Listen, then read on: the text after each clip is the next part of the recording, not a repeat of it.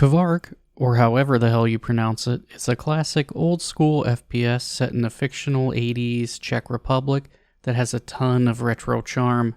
It's a modern game, but everything is designed like an old-school FPS, and it's clear the developers took heavy inspiration from Half-Life, and they wear that inspiration on their sleeves. It's a simple game, but a very enjoyable experience overall, and it was actually recommended to me by one of you guys. Don't ever say I don't do nothing for you. What's going on, guys? It's your boy Drinker here, and today we are reviewing Kvark. Really quickly, guys, before the video begins, please be sure to leave a like, subscribe, turn on post notifications. I know I always say it, but it does help the channel grow a ton. Comment down below letting me know what you think of this video, or let me know what other types of videos you want to see from me in the future. Consider becoming a channel member or checking out my locals if you wish to support me further.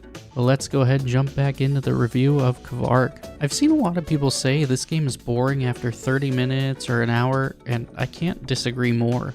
I really enjoyed the game, and I think it's because I came in with no expectations. I've never played the game before, haven't seen any reviews, I just hopped in and started playing. Some people probably came in expecting an in-depth Half-Life experience, but that's not what this is. It's an experience all on its own.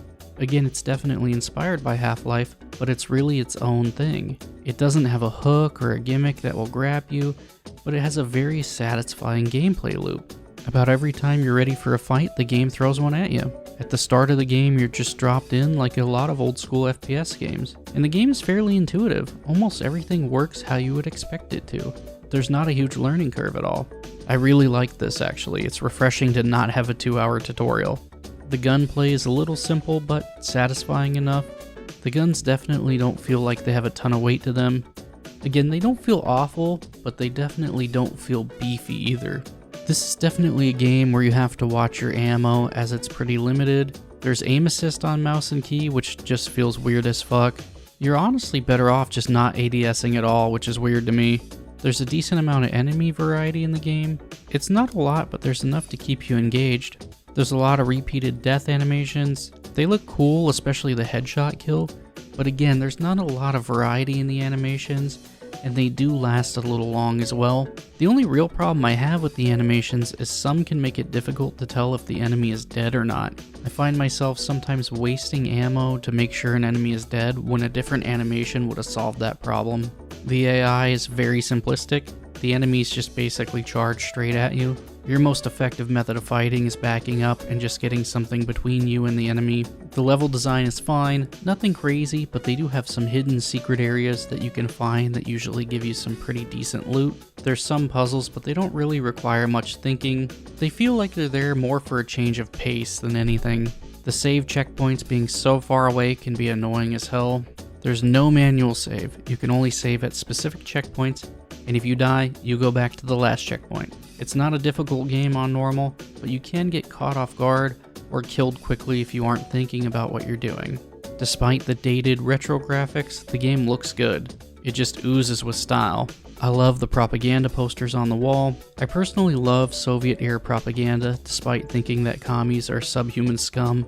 The game actually has a very unsettling atmosphere as you're in an underground complex, and despite the retro aesthetic, it works very well. The lighting is absolutely perfect for what they're trying to achieve. They actually nailed this aspect so well. This game definitely has a retro, future, post-apocalyptic sci-fi weirdness to it that is right up my alley. The soundtrack is more subtle and ominous, which again fits the atmosphere perfectly. You're a silent protagonist. The story is more atmospheric and about discovery. There's not really much of a narrative, at least that's in your face. It's more environmental storytelling than anything, with notes scattered throughout the levels. This game runs smooth as butter. Again, with the retro graphics, that's not a surprise at all. I feel like a toaster could run this game well. This might be the only Unreal Engine 5 game that runs well and doesn't stutter like crazy.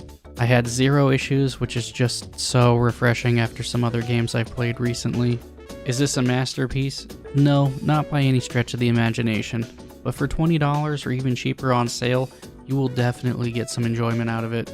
This is a true indie gem in every sense of the phrase. I haven't finished it yet. This is another pre-recorded video before my vacation, but I will finish this as soon as I'm back home. I can't wait to play it some more.